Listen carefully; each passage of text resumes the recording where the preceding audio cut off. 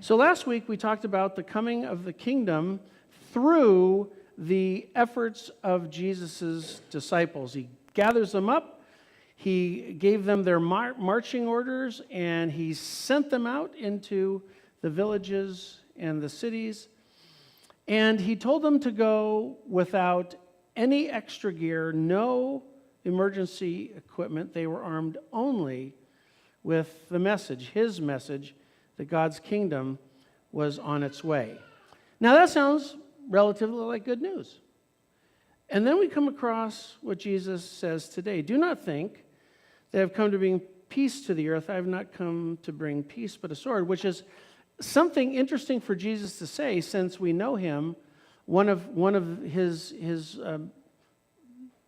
epithets is the Prince of Peace. So how does that work?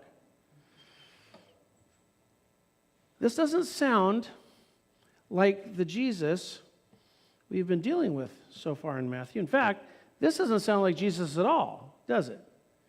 And it probably doesn't line up with most people's pictures of Jesus either. Now, I don't know where you get your picture of Jesus, but when I think about Jesus, my mind kind of goes back to all the pictures that were hanging up in, my Sunday school rooms, right? So him sitting in the midst of children, feeding the hungry, carrying a lamb across his shoulder back to the flock. I don't know anybody who has ever told me they imagine him tearing families, friends, and communities apart. I think most of us carry that kinder, gentler image of Jesus around with us. I know I do. But according to our reading here in Matthew, that is not all there is to Jesus. So what do we do with the Jesus we meet in the reading today? Well, we start by remembering what Jesus' job is. Jesus is sent by God to deliver a message. And the message is God is about to do something earth-shattering. His kingdom is coming, and when it gets here, everything is going to be different. Everything. Made different, really, by Jesus' death and resurrection. And in Jesus' ministry, you can catch little glimpses of these differences in what Jesus teaches and does. These little glimpses throughout the Gospels are what's most familiar to us, and they make up most of what we know about Jesus. Most times when Jesus is showing an aspect of the kingdom, it happens in a way that we remember, and that sort of goes into our picture of who he is. We know that Jesus loves those whom nobody else loves. He's willing to hang out with people everybody else shuns. He touches the unclean. He eats with disreputable people. He speaks up for those society ignores or shouts down. And these things signal how things work in God's kingdom. This is Jesus announcing something better. This is Jesus changing things for the better. But that's not all Jesus comes to do. He comes also to destroy sin's power, to alienate us from God, and thereby announces a monumental shift in the way things are going to work. He's the guy, Jesus is, standing at the turn of the age. He's the prophet of change and upheaval. And you know how most people like change and upheaval, right? They don't. In fact, most people prefer almost anything to change and upheaval. Do you remember the story of the Israelites in the early part of Exodus? They're not 2 months out of Egypt, and they start whining. They say, if only we had died by the hand of the Lord in the land of Egypt, while we sat by the flesh pots and ate our fill of bread. For you, Moses, have brought us out into this wilderness to kill all of us with hunger.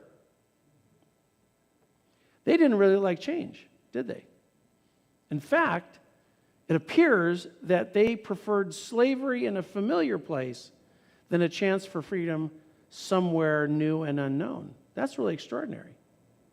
Jesus understands this about us. He does. And so he knows the kingdom absolutely will be resisted It will be opposed, sometimes opposed violently. And what he also knows is this resistance and opposition will result in division. Not everybody is going to agree with what Jesus says and does. Not everybody is going to be happy with what Jesus promises. Not everybody is going to turn from what they're following now to follow Jesus. Not everybody wants to work toward the new reality that Jesus is ushering in. And because not everybody will answer Jesus' call or answer it the same way, there will be division. But that's on the ones reacting to Jesus' message. It's not on the one offering it. Turning toward Jesus isn't the same as turning away from mom and dad, right? Mom and dad are responsible for where they turn and whom they're willing to follow as well. So maybe we can deal with Jesus' division-producing news about God's coming kingdom and his offer to join him in getting this news out among the people. Because he's not insisting on division, but he does say it's going to happen. And so his goal isn't division, but he knows how people are going to react to his message, and he knows there will be division as people move in opposite directions because of it. So I think we can keep our image of Jesus intact. However, he's still saying some pretty powerful things that we don't want to ignore. In his version of the story, St. Luke adds an interesting little coda on the end of the story. Right after Jesus describes the kinds of division that will result from his message, he wonders out loud how the people listening to him cannot tell what's going on. He says in Luke chapter 12, "You hypocrites, you know how to interpret the appearance of earth and sky, but why do you not know how to interpret the present time?" And I kind of want to ask, should they be able to do that? Is it really that obvious? Earlier in Luke, John the Baptist does announce Jesus' arrival with pretty pointed language. He says his winnowing fork is in his hand to clear his threshing floor and to gather the wheat into his granary, but the chaff he will burn with unquenchable fire. So long before Jesus says what he says in Matthew, John the Baptist is already telling people there's going to be a sifting out. You know, people are going to go one way or the other. So that idea is out there. That image of Jesus is on the record. So what's preventing the people hearing Jesus from reading the signs of the times? What is keeping people around Jesus from seeing what's actually happening in how he's living and what he's teaching? Well, there's a lot of evidence that nothing has changed, right? The Romans are still in power. Might seems stronger than right. Wealth and status look like they have the upper hand over love. Things kind of look like they always have. So to the casual observer, maybe not a lot has changed. But here's the thing. Jesus is not calling us to be casual observers. Sometimes we have to see through what's right in front of us to get to the truth. And that's Jesus' challenge to us. He's calling us to see things in a new way. He's calling us to change our perspective, to change the way we see and make sense of things. Actually, what Jesus is calling us to do is to see things the way he sees things. And that isn't easy, is it? It's so hard, in fact, that his very first followers get it wrong more than they get it right. Jesus' own disciples, the people who saw him eye to eye, who heard Jesus speak with their own ears, more often than not, misunderstand him. And the reason for that is their focus is always back on the old reality. And you can see this happening all the way through all the Gospels.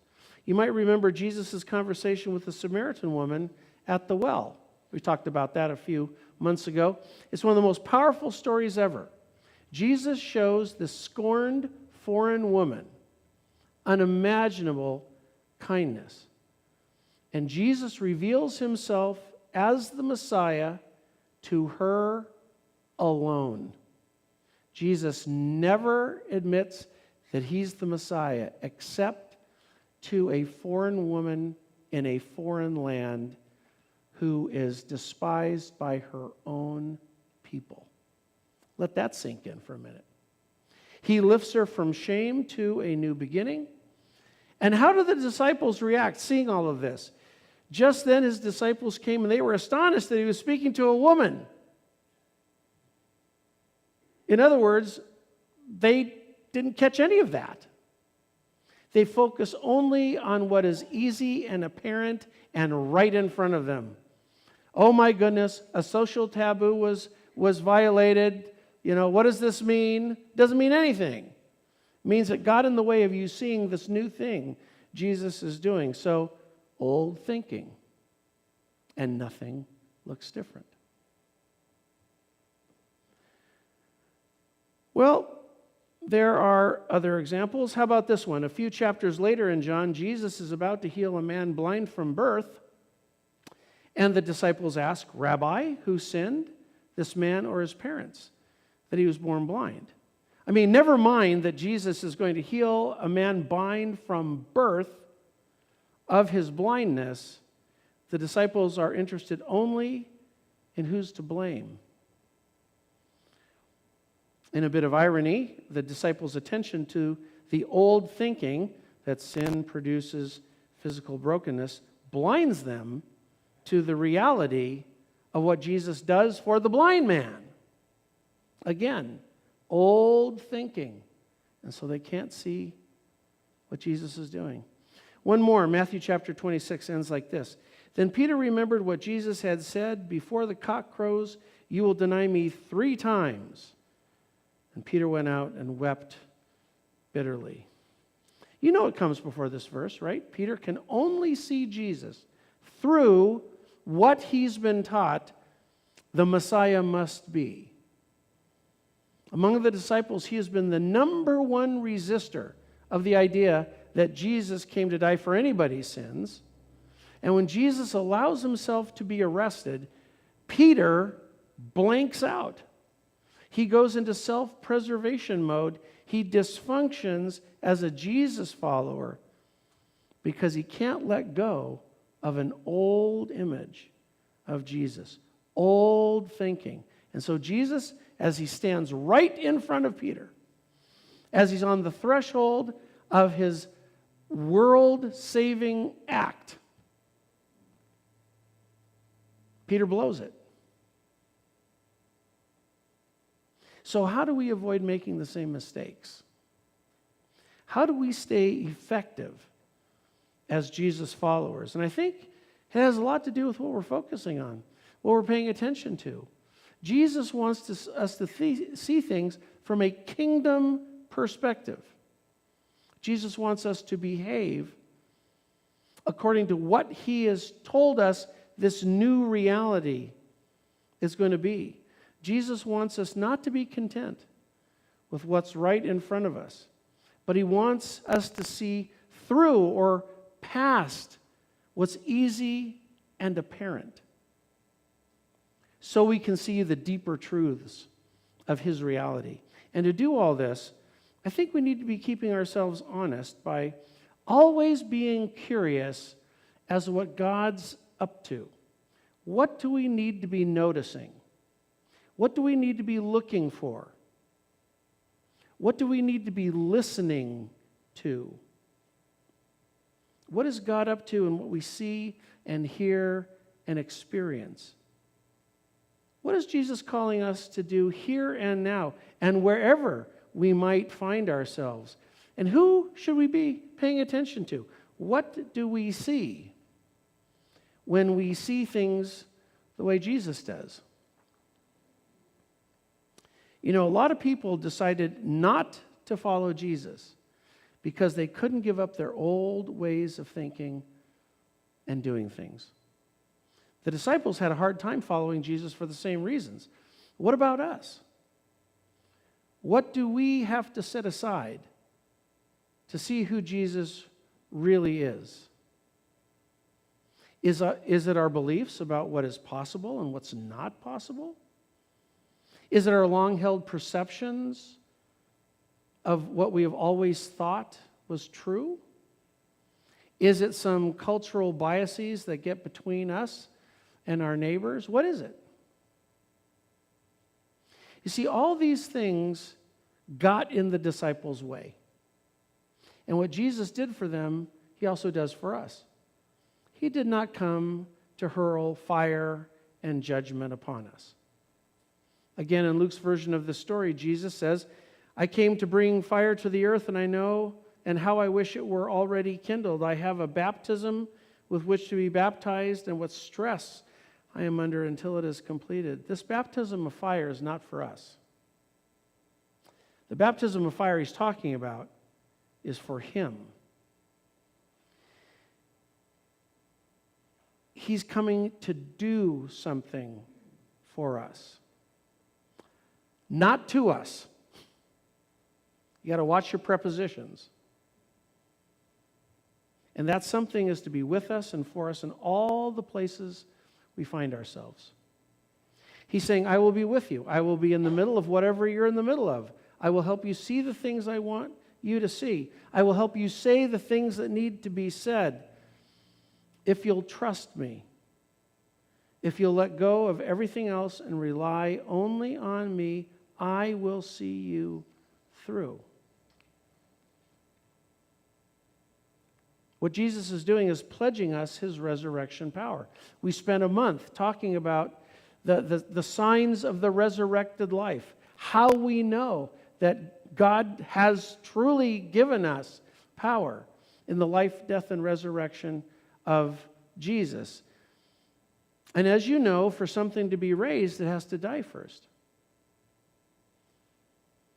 Jesus wants you to join him in being about his Father's business. For Jesus, it was to die on the cross. For us, it is to let die in us everything that's keeping us from seeing the kingdom, participating in the kingdom, bringing the kingdom to life through our living.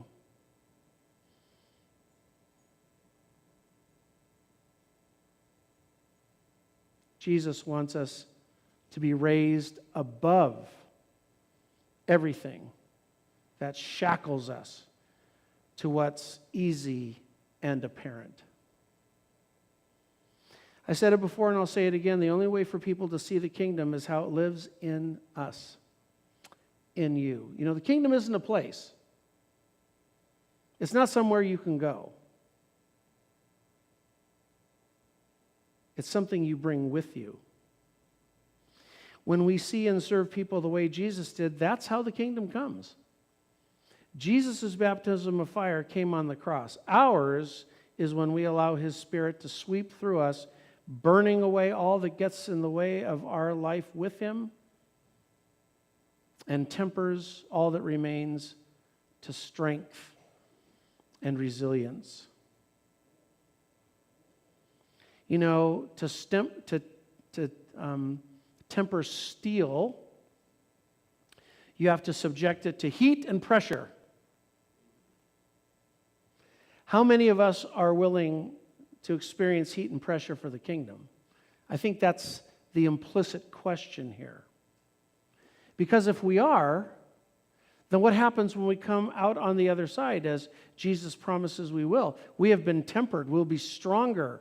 We'll be more resilient. We'll be more able to enact the kingdom in how we live our lives, how we speak to people, how we treat people, the truths that we tell by how we live. And that's what Jesus wants. He wanted it for his own disciples in his lifetime. He wants it for us, his disciples, in this day and age, in this moment, in this place. He wants us to trust him to go through the heat and the pressure and come out on the other side stronger and stronger and stronger. And let me tell you, that may not be pleasant. We might have to change our minds and endure resistance from folks who disagree. We might have to shift our priorities and give up the things we've long believed, maybe things we've long cherished as believable. But with God's help, we can do it. And we must do it if God's kingdom is to be made known. Bringing the kingdom into the world is our work as disciples. It's our work alone. Because until Jesus returns, we're the only ones who can.